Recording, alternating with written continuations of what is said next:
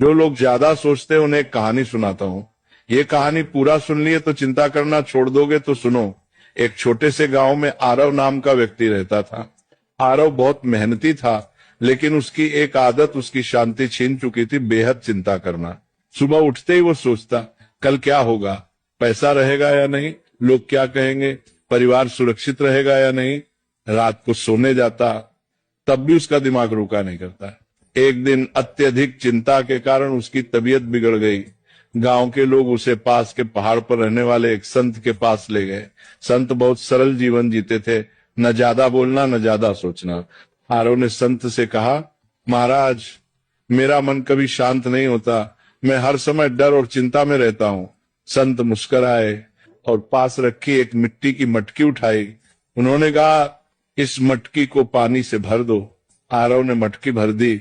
फिर संत बोले, अब इसे सिर पर रखो और चलो, लेकिन एक शर्त है, अगर एक बूंद भी गिरी तो तुम असफल हो जाओगे। आरव पूरी तरह मटकी पर ध्यान लगाकर चलने लगा।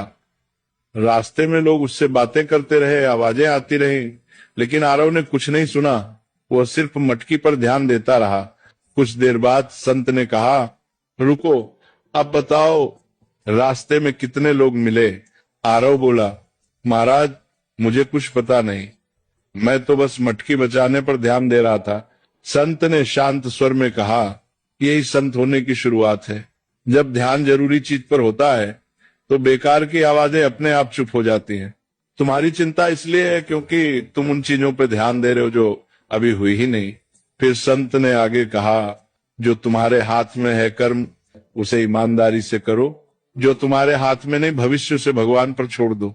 यही संत का मन है। उस दिन आरव समझ गया, संत होना जंगल में जाना नहीं है, संत होना मन की अनावश्यक चिंताओं को छोड़ देना है।